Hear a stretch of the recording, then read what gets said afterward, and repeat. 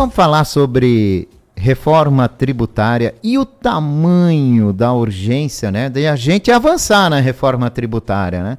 Aprovado foi, a implementação agora que é o caso, né? O Rafael Mafra, que é especialista em contabilidade, está aqui com a gente para falar um pouquinho sobre isso, porque vai impactar em todo mundo, né, Rafael? Bom dia. É isso aí, bom dia, Jorge, bom dia, ouvintes da Itaberá. É um tema importante, né, Jorge, para toda a comunidade, e agora principalmente para nós, cidadãos CPF, porque a ideia da reforma tributária é justamente trazer um pouco mais de acalento para o que sempre pagou muito pela tributação, que foi o consumidor final.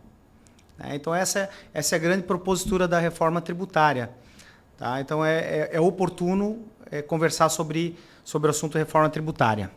Antes da gente chegar aqui no cidadão e no nosso dia a dia, eu me lembro lá há alguns anos, né, o saudoso Luiz Henrique, governador de Santa Catarina, depois senador, e a batalha dele, né, para tentar um equilíbrio aí dessa questão da divisão dos recursos dos impostos, né, que não avança, ao contrário, né, e havia uma expectativa muito grande que a reforma tributária poderia trazer uma justiça para os municípios, o que aparentemente acabou não acontecendo, né?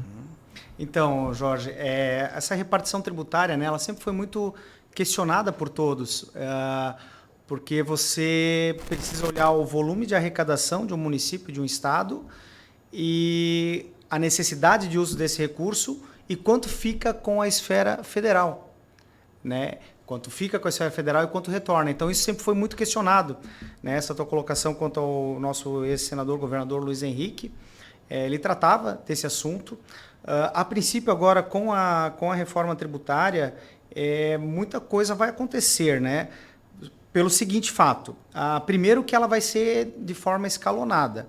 Hoje nós estamos conversando sobre reforma tributária, de uma emenda constitucional que foi aprovada no final do ano passado, e o primeiro projeto de lei de regulamentação dela foi aprovado esse ano, que já contam com mais de 1.000 pedidos de emenda. Olha só.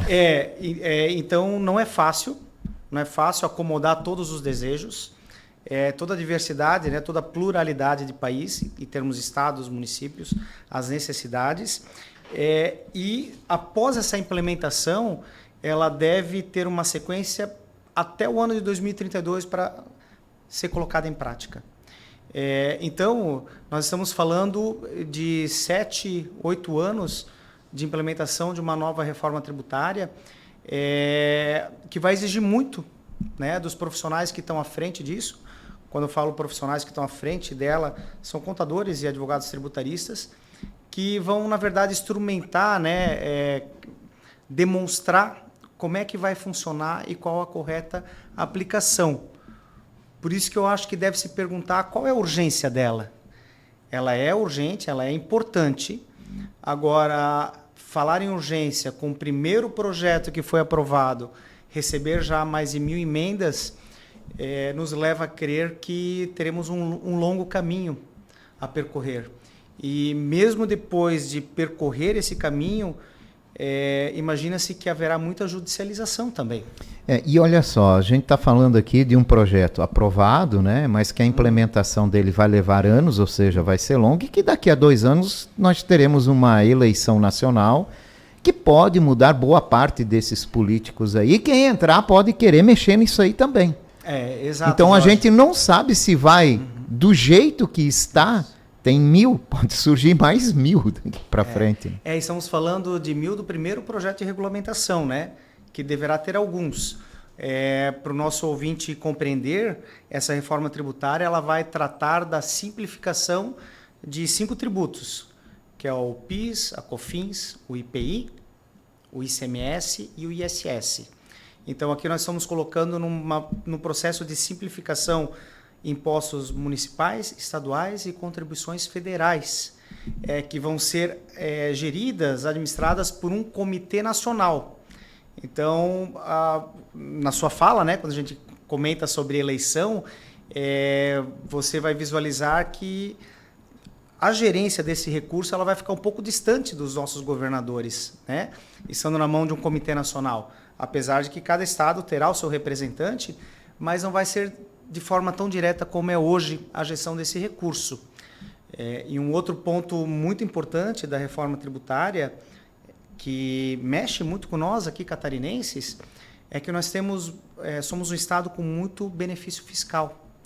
A nossa indústria têxtil, por exemplo, ela já foi e ainda é bastante fomentada com benefícios fiscais, né? Até porque somos um estado precursor da área têxtil. Nós temos as importadoras e tantos outros. Na própria prefeitura municipal de cada município existem benefícios fiscais. E essa nova reforma tributária, ela reza que teremos que abandonar os benefícios fiscais. E como municípios e estados vão tratar essa mudança e as empresas vão absorver e mudar a sua forma de fabricar, vender, tributar, criar um novo preço de venda, né? Então, é isso tudo que está em jogo nesse período. E uma incerteza daqui para frente. Eu acredito, não sou especialista, o senhor é especialista, né? Mas eu vejo uma certa incerteza aí daqui para frente. E dúvidas Jorge, e mais dúvidas. Né? Porque veja o seguinte, né? Quando a gente fala de consumidor final, né? Você, o ouvinte agora, o CPF, né? A ideia é que, por exemplo, cesta básica seja suprimida de tributação, a carne, queijos, já outros itens que causam mal à saúde ou ao meio ambiente sejam super tributados pelo imposto seletivo, o IS, né, que vai entrar junto nessa nova reforma. Então, por ali a gente entende que o consumidor vai ter uma certa redução da sua tributação. Quem está um pouco desconfortável com isso é a área de serviços, tá? Porque a área de serviço ela deve ter um incremento de tributação, certo? Então, na verdade, a promessa da reforma tributária é realocar tributação e não aumentar a forma e o percentual da tributação, que a gente vai saber somente depois implementada for, né? Mas a área de prestação de serviço ela deve receber será uma mais tributação impactada. Maior. Então, se você vai num dentista, você procura um advogado, você vai num médico, num contador, enfim, profissionais liberais ou qualquer outro prestador de serviço, a tendência é que eles tenham uma majoração de tributação e a indústria ela vem a ter uma diminuição da sua tributação, tá? Então essa é a ideia. Então hoje se visualiza o consumidor tendo uma cesta básica mais acessível, a área de serviços tendo uma tributação mais elevada e a tentativa da indústria ser menos tributada. Um ponto que ainda, além de outros, né, vou trazer apenas uma curiosidade aqui, né, Jorge? A tributação ela sempre vai ser feita aonde foi consumido o produto ou serviço. Não onde ele é produzido, exato, né, no caso. Né? Por quê? Porque a tendência dessa legislação, da reforma tributária, é trazer mais isonomia social, transferir mais renda para estados e municípios que não têm condições. Agora imagina, né, o Jorge indo para São Paulo, tendo domicílio em Blumenau, fazendo uma compra num site de e-commerce e mandando entregar em Itajaí. Como é que nós vamos perceber a tributação nesse sentido de alguém que tem domicílio em Blumenau, que está de passagem em São Paulo, que compra no e-commerce, que faz via telefone celular, sim, e manda entregar uma outra cidade na casa de um parente seu? Nesse caso, o imposto seria dessa cidade onde vai ser entregue. Pois está se discutindo isso. Mas, em princípio, é o que se... Exato. Por isso, tanta dúvida. Né? Exatamente. Então, essa regulação, essa regulamentação que deve vir agora, ela é muito importante, né? Ela é bastante importante, justamente para definir pontos como esse, né? Que afetam a vida do cidadão comum. O problema é tu conseguir fazer uma reforma, né, que agrade a todos, não deixe dúvida, que já começa a ser difícil por aí. E o segundo ponto, que é mais difícil ainda, né, que seja justo. Exato. Agradar a todos é muito difícil, né, até por conta do que eu falei. Nós teremos um comitê que vai gerir essa reforma tributária, o pagamento, os retornos, as remessas, que vai ser por representantes. Então, a gente já vai tirar um pouco poder imediato dos municípios e do Estado. Além do mais, nós temos uma distribuição desigual, né, querendo ou não, no Congresso Nacional, de representatividade. E isso não vai mudar? Isso não vai mudar, até porque precisaria de reforma política e ela não está andando em compasso com a reforma tributária, certo?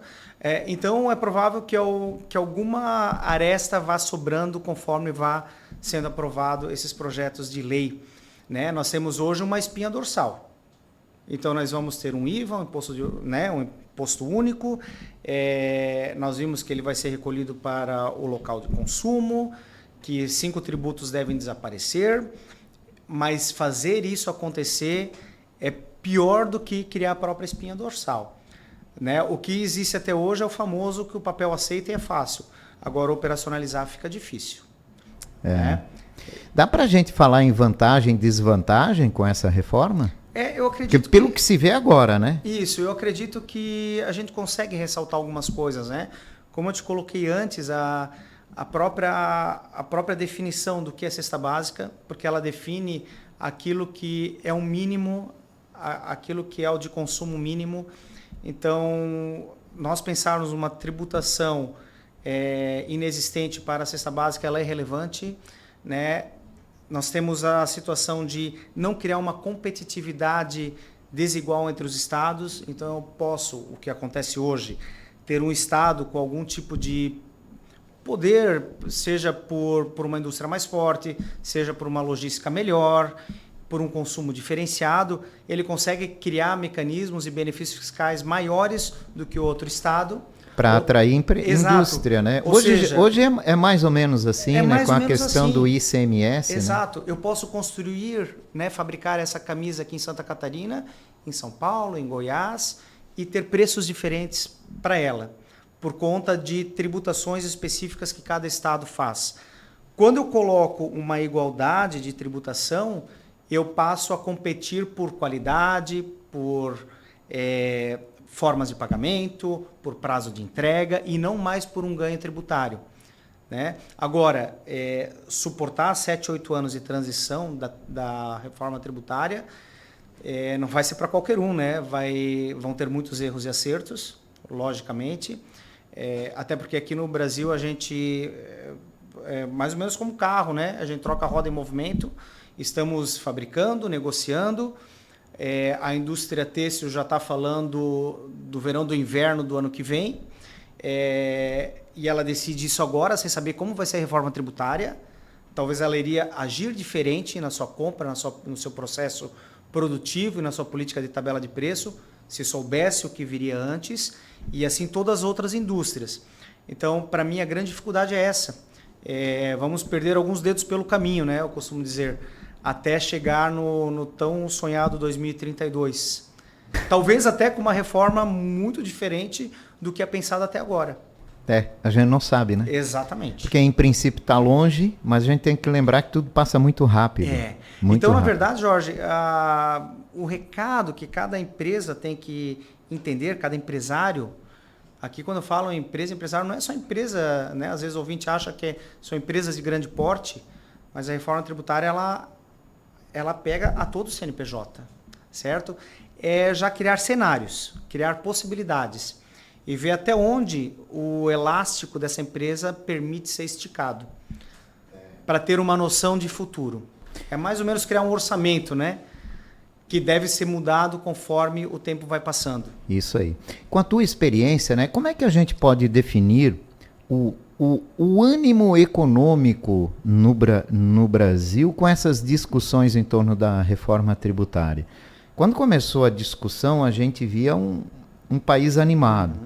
Conforme foi andando as discussões, projeto aprovado na Câmara dos Deputados, vai para o Senado. Aí tem que voltar para a Câmara porque o Senado mudou muita coisa. E o ânimo já foi murchando muito, né?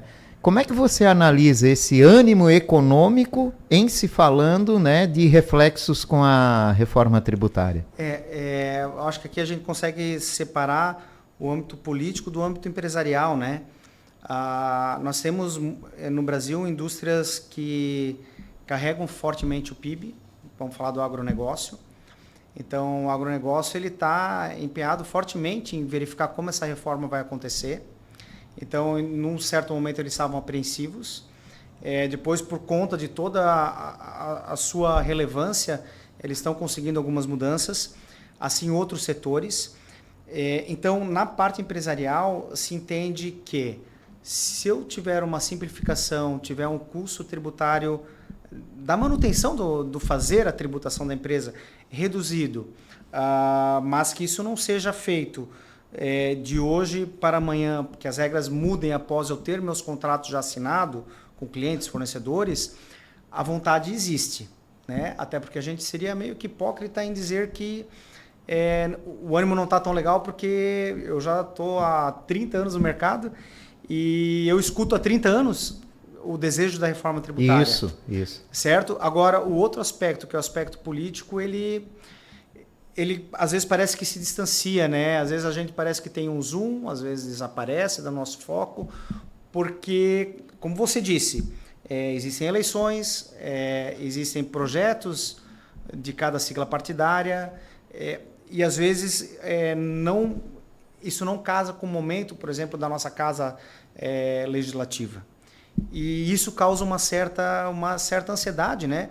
Porque enquanto você tem um Congresso Nacional que coloca em pauta de votação, se discursa a favor ou contra e se faz uma votação eletrônica, e aí vida que segue, para nós, né, na economia real aqui, nós já estamos com os números, com a negociação para quase um ano feita. E mudar a regra no meio do jogo ou criar algum desconforto, às vezes pode gerar cancelamento de venda, menor compra para gerar mais estoque. A reforma ela estima em criar milhões de vagas de emprego. Mas, de novo, é uma estimativa e é lá no final da sua implementação. O caminho é um pouco tortuoso. O prazo ainda é distante, a gente não sabe politicamente, né, o que vai acontecer até lá, que pode impactar em tudo isso que se discute hoje, né? Aliás, até a tendência de desenvolvimento geral no mundo inteiro, né? O que vem pela frente, hein? O que vai ter de emprego pela frente? Até onde a tecnologia vai avançar?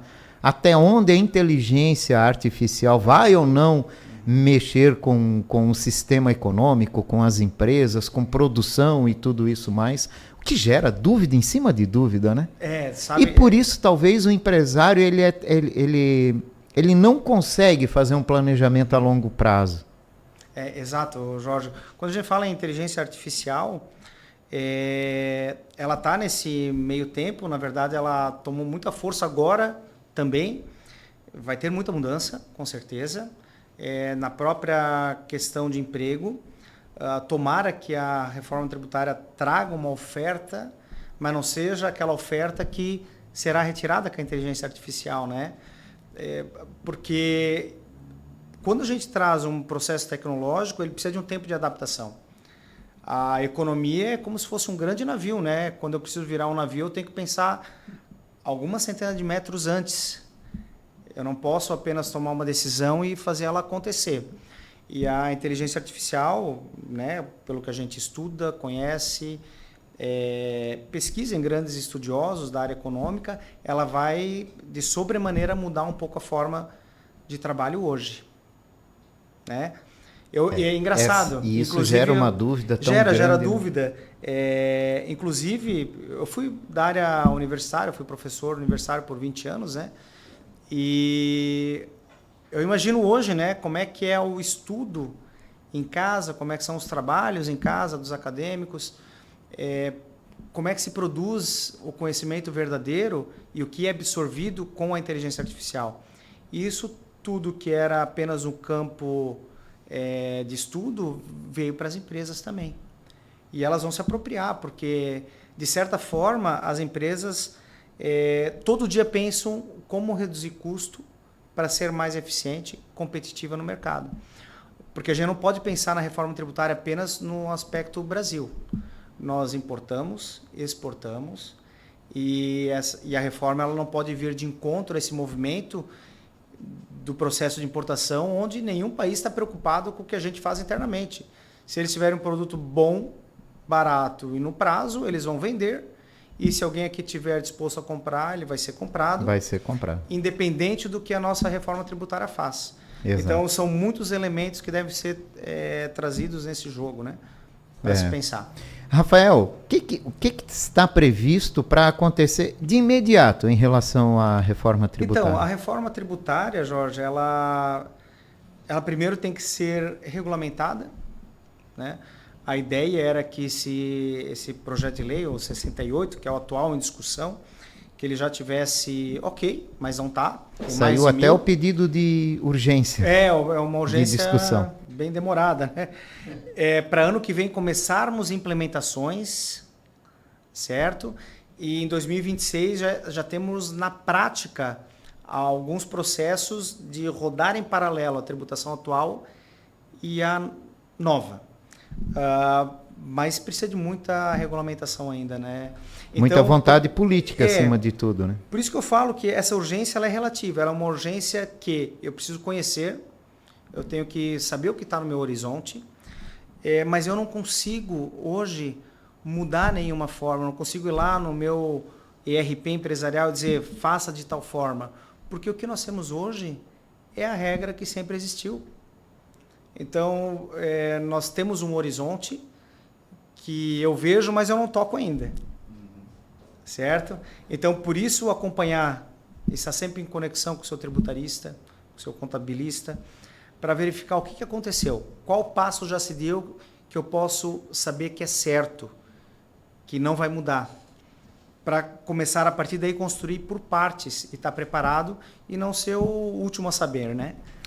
O desafio de ser empresário em Blumenau, independe do tamanho do negócio, micro, pequeno, médio, grande empresa, é um desafio cada vez maior, né? Não é só porque você tem que cuidar da sua do seu produto, da qualidade dele, ou do serviço que você presta, mas é o que vai vir amanhã. Acho que esse é o maior desafio, né? Em saber o que vai vir amanhã, que decisão os políticos vão tomar amanhã, o que vai acontecer amanhã, o que alguém vai falar que não pode impactar em tudo, inclusive no que você produz ou presta de serviço. Exatamente. Você tocou num ponto ali, quando a gente fala de micro, pequena empresa, empresa de pequeno porte, elas também vão ser afetadas.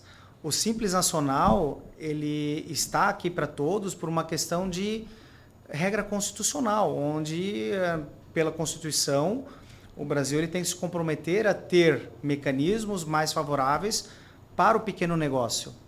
Só que a gente, quem está na área, sabe que não é muito bem visto pelos órgãos fazendários, né? Porque ele tem uma tributação diferenciada, em algumas vezes menor, que as empresas que não são Simples Nacional, e nessa reforma tributária elas também vão se sentir um pouco desconfortáveis. Então, quem tem uma tributação diferenciada do Simples Nacional também tem que acompanhar a reforma tributária, tá? Porque deverá acontecer algum movimento, tem que fazer conta. Eu costumo dizer, né, para os empresários que o Simples Nacional nem sempre é a melhor forma tributária que existe no Brasil. Essa é uma regra que ela é repetida e às vezes pouco pensada e raciocinada sobre ela. O Simples Nacional muitas vezes é danoso até mais do que outras formas tributárias aqui no nosso Brasil. Na verdade, quando a gente fala assim em uma legislação que vai proteger a micro e pequena empresa, nós deveríamos imaginar que essa legislação ela jamais deveria ser comparada a outra, porque na minha concepção, se ela é feita para ser muito melhor, eu não precisaria nem discutir se ela é ou não. Mas atualmente a gente precisa fazer isso. Com certeza. É bem isso aí. Rafael Mafra, especialista em contabilidade, obrigado pela tua visita aqui, esclarecimentos. Venha mais vezes, porque esse assunto, cada vez que é discutido em Brasília, gera um impacto, né, acima de tudo. Exatamente. E como a gente falou, ele não tem fim, né? Enquanto não for aprovado. Então, muita coisa merece ser falada ainda. É verdade. Obrigado pela tua participação, uma ótima semana. Obrigado. Eu conversei com Rafael Mafra, especialista em contabilidade. Falamos sobre a urgência da reforma tributária, né? Esse tamanho dessa urgência.